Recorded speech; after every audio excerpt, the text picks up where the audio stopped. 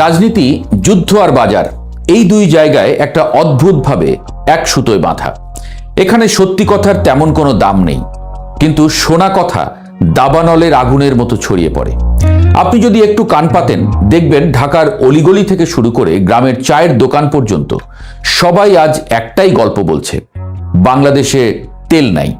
অথচ এইদিকে সরকার বলছে তেলের কোনো সংকট নেই।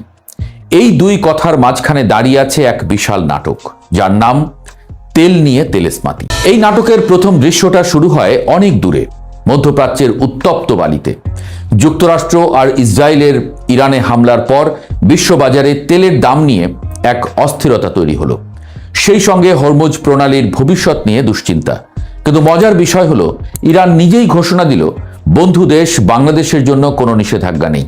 মানে অন্য দেশে প্রভাব পড়লেও ইরানের বন্ধু কোটায় আমরা সেফ জোনে। তার প্রমাণও ইরান আজ দিয়ে দিয়েছে। কিন্তু কে শোনে কার কথা? সমস্যা হলো, আশ্বাসে আজ বিশ্বাস নেই কারো, মানুষ ভয় পায়। এই ভয়টাই বাংলাদেশের বাজারে ঢুকে পড়ল প্যানিক বাইং নামে নতুন এক রোগ হয়ে। আপনি হয়তো একটা মোটরসাইকেল চালান বা একটা গাড়ি, কিন্তু হঠাৎ করে মনে হলো, না, আজ যদি 10 লিটার তেল না ভরি তাহলে কাল আমি রাস্তায় আটকে যাব। পাশের লোকটা 5 লিটার নিচ্ছে দেখে আপনি 10 লিটার নিলেন, আর আপনাকে দেখে তৃতীয় ব্যক্তি 15 লিটার নিতে দৌড় দিল। এইভাবে চাহিদা হঠাৎ করেই 45% বেড়ে গেল। এখন ভাবুন, বাস্তবে তেলের কোনো ঘাটতি না থাকলেও সবাই যদি একসঙ্গে বেশি বেশি কিনতে শুরু করে, তাহলে কি হবে? ঠিক সেটাই হয়েছে। ফিলিং স্টেশনে লাইন এমন লম্বা হয়েছে যে দেখে মনে হয় যেন ঈদের আগে বাসের টিকিট বিক্রি হচ্ছে। কেউ গাড়ি নিয়ে দাঁড়িয়ে, কেউ মোটরসাইকেল নিয়ে, আবার কেউ বোতল, ড্রাম, এমনকি বাইসাইকেলে করে মোটরসাইকেলের ট্যাঙ্ক খুলে এনে তেল নিতে এসেছে। গাইবান্ধার সেই বাচ্চু মিয়ার গল্প তো এখন প্রায় লোককাহিনীর মতো। মানুষ এখন ট্যাঙ্ক খুলে সাইকেলে করে তেল আনে। কিন্তু গল্প এখানেই থেমে থাকলে মজা ছিল। আসল নাটক শুরু হয় তখন, যখন এই ভয় আর চাহিদার সুযোগ নেয় একদল চতুর আর সুযোগ সন্ধানী মানুষ। বাংলাদেশের মার্চ 2026 থেকে শুরু হওয়া অভিযানে এখন পর্যন্ত উদ্ধার করা হয়েছে 2,96,305 লিটার জ্বালানি তেল। হিসেব করলে দাঁড়ায় প্রায় 3,75,00,000 টাকার মতো। ভাবুন তো, এই তেলগুলো কোথায় ছিল? কোনো বিশাল তেলের ট্যাঙ্কে? না, সেগুলো লুকানো ছিল আমাদের খুব পরিচিত জায়গায়, বসতবাড়ির ভেতরে, গোয়াল ঘরে, এমনকি বাঁশঝাড়ের নিচে মাটির তলায়। নাটোরে এক ব্যবসায়ী তো পুরো সিনেমার মতো করে বাঁশঝাড়ের নিচে ট্যাঙ্ক বসিয়ে 10,000 লিটার তেল লুকিয়ে রেখেছিলেন, যেন গুপ্তধন। সিনেমাকেও হার মানিয়েছে এই ঘটনা।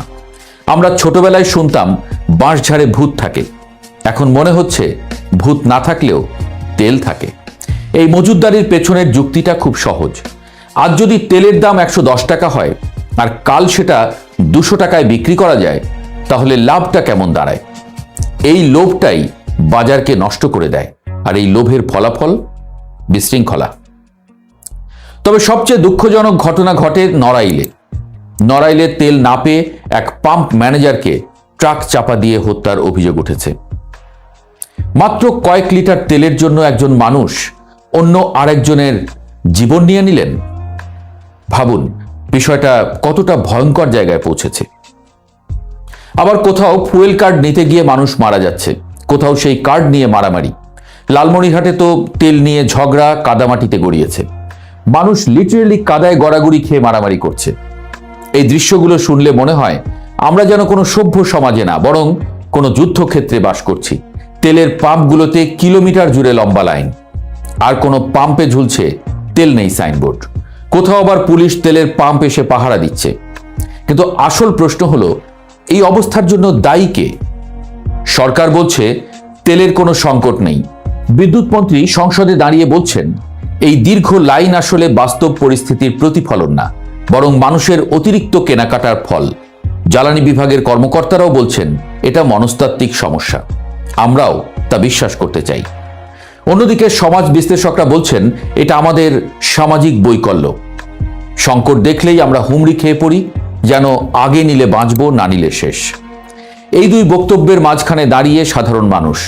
সে রাস্তায় বেরুলেই দেখছে পাম্পে লাইন, দোকানে তেল নেই লেখা সাইনবোর্ড, আর খোলা বাজারে দ্বিগুণ দামে তেল বিক্রি হচ্ছে। তখন সে কাকে বিশ্বাস করবে? সরকারকে নাকি নিজের চোখকে? এই জায়গাটাতেই তৈরি হয় কৃত্রিম সংকট। বাস্তবে তেল আছে কিন্তু বাজারে নেই, কারণ সেটা আটকে আছে কারো গুদামে, কারো বাঁশঝাড়ে কিংবা কারো লোভের ভাঁড়ারে। বাংলাদেশের 64 জেলায় এখন অভিযান চলছে, 1053টির বেশি মামলা হয়েছে। কিন্তু প্রশ্ন হলো, এই অভিযান কি মানুষের মানসিকতা বদলাতে পারবে? কারণ সমস্যাটা শুধু তেলের না, সমস্যাটা আমাদের চিন্তার। আমরা সংকটকে ভয় পাই, কিন্তু সেই ভয়কে ব্যবহার করে অন্য কেউ লাভ করছে, এই বিষয়টা আমরা বুঝি না। আমরা ভাবি, আমি যদি একটু বেশি নিয়ে রাখি সমস্যা কি? কিন্তু একই চিন্তা যদি 10 লাখ মানুষ করে, তখন সেটাই হয়ে যায় জাতীয় সমস্যা। এই পুরো ঘটনাটা একটা আয়নার মতো। এখানে আমরা নিজেদেরকে দেখতে পাই, আমাদের লোভ, আমাদের ভয়, আমাদের অস্থিরতা সবকিছু একসঙ্গে ধরা পড়ে। প্রথম দিন থেকেই সরকার বিভিন্ন দেশ থেকে তেল কিনছে, পরিসংখ্যান বলছে অন্য সময়ের চেয়ে বেশি মজুদ করে রাখছে। বাংলাদেশে তেলের সংকট নেই, সংকট হলো মানুষের মনের মধ্যে।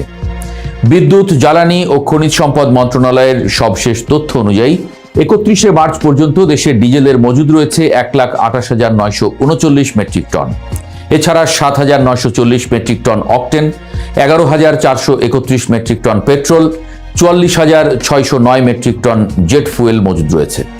জ্বালানি বিশেষজ্ঞরা বলছেন, বাংলাদেশে ডিজেলের গড় নিয়মিত চাহিদা 12,000 মেট্রিক টনের মতো, অর্থাৎ মজুদ থাকা ডিজেলে প্রায় 11 দিনের মতো চলবে। তার মানে এই নয় যে জ্বালানি তেলের মজুদ ফুরিয়ে শূন্য হয়ে যাবে। এই সময়ে নতুন করে আমদানি করা জ্বালানি তেলের চালান দেশে পৌঁছলেও আবারও এই মজুদ বাড়বে। আর সত্যি বলতে কি, ভয় প্রযোজ্য, কারণ যুদ্ধটা মধ্যপ্রাচ্যে হলেও তার প্রতিফলন হচ্ছে আমাদের বাজারে, আমাদের আচরণে, আমাদের সমাজে। আমরা বন্দুক ধরিনি, কিন্তু আমরা নিজেরাই নিজের বিরুদ্ধে একটা অদৃশ্য যুদ্ধ শুরু করেছি, লোভ আর ভয়ের যুদ্ধ। এই যুদ্ধের কোনো বিজয়ী নেই, শুধু আছে কিছু হারানো মানুষ, কিছু ভাঙা সামাজিক সম্পর্ক আর কিছু বাঁশঝাড়, যার নিচে লুকিয়ে আছে আমাদের বিবেক।